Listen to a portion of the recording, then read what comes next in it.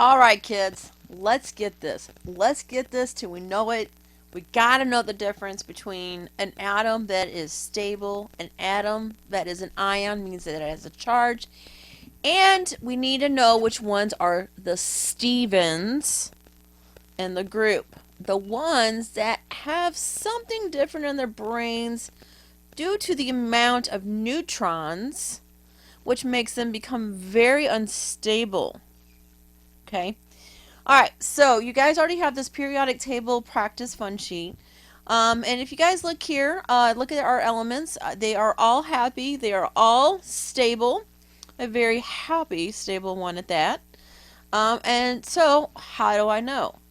Okay, well, first of all, I look here, and I notice that my protons and my electrons are the same in each one.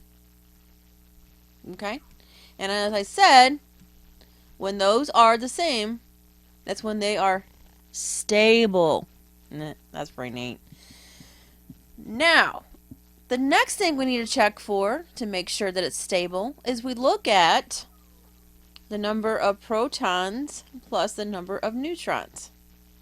Alright? So, we need to add those two together, and do they equal the atomic mass number? So we're kind of working backwards here, aren't we? Okay, so 7 plus 7 is 14. 20 plus 19 is 39. 10 plus 10 is 20. 20 plus 20 is 40. So I think you get the idea, okay? So that's how I know all these guys are stable, all right? So what I'm going to do is I'm going to walk through and I'm going to share with you guys, and it's just one of those things, like I said, in chemistry, you've always got to be thinking. And there's always a procedure, there's always a process you got to follow, and you got to follow those steps. And I really don't think of it any differently than when you have to follow different steps in your quadratic formulas or in algebra. There's always a step in math, okay? And like I said, you're going to see how math and science, this is where they kind of marry one another and become this discipline of science known as chemistry. All right, so let's go ahead and scoot down here. Now, the first thing I'm going to do is I'm going to skip to the other side of the paper, okay, because I feel like this one shows you whether it's stable, it's an ion, or isotope. Okay, so here's the steps that I wanted you to follow. Step 1, okay, look at, for example, number 12. All right, we're looking at number 12. I said, number 1, make sure and check and see, do the protons and the electrons match? Oh, Mrs. LaRue, they don't. That's correct. Now, keep in mind, once again, chemistry, always thinking, right? Okay, remember protons, okay, I have a positive charge, positive Paul. Neutrons have no charge. And remember, electrons have a negative charge. Okay? You with me? Alright, so I'm looking here and I know because Mrs. Lurie told me when it's stable, the number of protons and the number of electrons will stay the same. They will be the same. Okay? Now, in this particular number 12, alright, I see that the protons and electrons are different. Oh, okay. So, which one do we have more of? Electrons. Electrons is negative. Okay, so it's going to be a negative charge. And how many more does it have than the protons? Oh, -2. Aha. So therefore, it's an ion because it has a -2 charge. Okay? Alright, now number 13. Number 13, once again, let's go through our steps. Okay, so we have here protons is 15, electrons is 15. Okay? Alright, super. Looks like it's so far so good, right? Now, the next thing we got to do, let's go and look and see. First of all, I know the number of protons is the same as the atomic number, which will tell us what type of atom it is on the periodic table. So let's go ahead and take a look here. Alright, so the number was 15. Okay, phosphorus. Now, once again, all of these on here are when it's stable. So let's look here. So the atomic mass of phosphorus when it's stable is 30.97, and I said to round it up, so it's actually 31. Alright, so let's go ahead and take a look back here. Now, let's look at this one. What is 17 plus 15? Ooh, 32. But the atomic mass number is 31 when it's stable, isn't it? So therefore, that means the number of neutrons had changed. How did the numbers of neutrons change? That's right. It changed. It actually has one more in this particular atom of phosphorus. Okay? So therefore, you add the two together, because remember, if it's an isotope, you always, always, always have to give the atomic mass number. So yes, this is an isotope, and 17 plus 15 is 32, so it's P-32. Okay? Now, if it was stable, it would just be P. All right? Whew. All right, so let's move on to number 14. All right, so let's go through the steps. Do protons and electrons match? Yep. Protons plus neutrons is 16. Is that the atomic mass on the periodic table? Yes. So therefore, guess what, guys? It is stable, and the element is oxygen because it has atomic number of 8. Okay, so the next one, let's go ahead and take a look here. All right, so we have protons is 11, electrons is 9.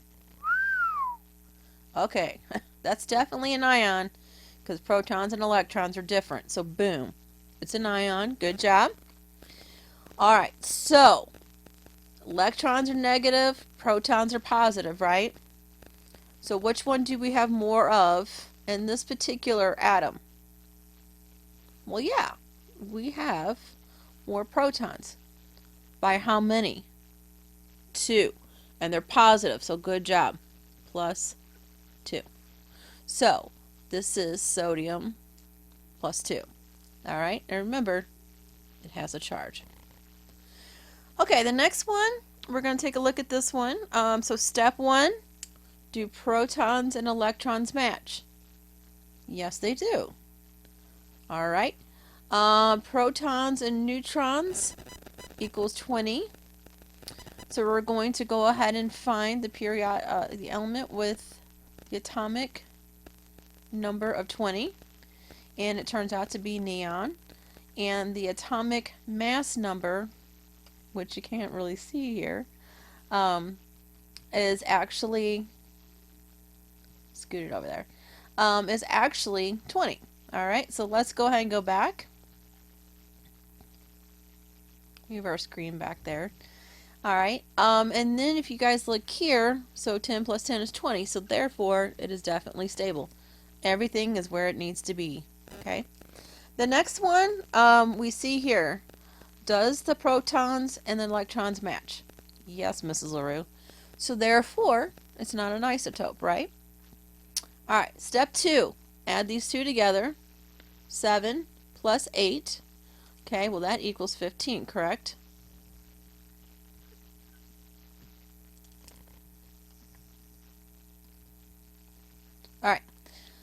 All right, let's see if the element 7, the atomic mass number, proton 7, let's go ahead and look and see if the atomic mass for number 7 is 15.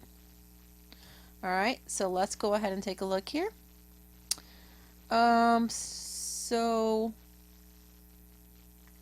we're looking at,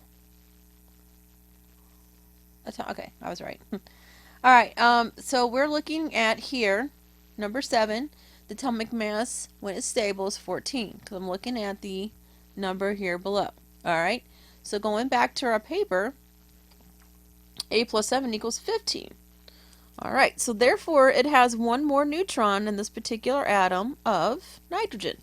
And as I said, you always, always, always have got to put the actual atomic mass number when you're stating that it's an isotope. And you always do it with the symbol dash the atomic mass number.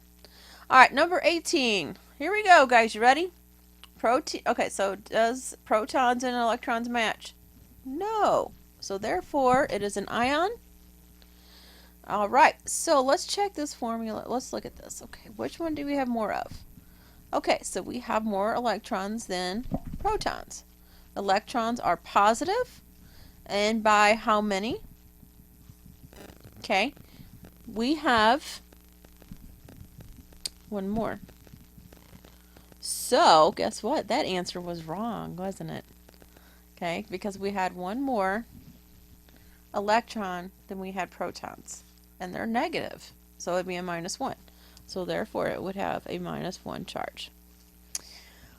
All right, are you guys good so far? I hope so. All right, so let's go back and let's take a look at this. And it's just a matter of thinking and going through the process. All right, so if you guys look here, beryllium-10, I told you every time that it's an isotope, it always should give you the atomic mass number just like it does here. So this is an isotope. This is stable. This is an isotope. All right, this is an ion. AR-37, that is definitely an isotope, by the way it's situated. Plus, looks like it has a charge plus or minus. That's an ion. Okay. Oh, there's nothing there. That's stable. Okay, magnesium -1. It's got a charge. Boom. That's an ion. Silicon-30. Oh, that's an isotope because it definitely gave me, first of all, it's a dash, and then it told me the atomic mass number. The next one is definitely stable. And then the last one has a charge, so therefore it's an ion. So when you guys look through here, isotopes always has to do with atomic mass number of protons plus neutrons. Okay? When it's stable, you don't do anything. Dash, there's another isotope. Now when it has a charge, you look and see which one do we have more of. Okay, we have more electrons. We know electrons are negative. This is neutral, and then this is positive. So then you look at which one you have more of. We have more electrons, dash, and we have 2 more than protons. Okay, so I want you to practice going through the steps and looking at the cheat sheet that you wrote down during Bell Fun. That is very important that you go through these steps to follow along how you need to figure out if that particular atom of the element is an ion, an isotope, or stable. Keep practicing, and then I will get with you, we'll go over it together, and we'll see how you're doing. Good luck.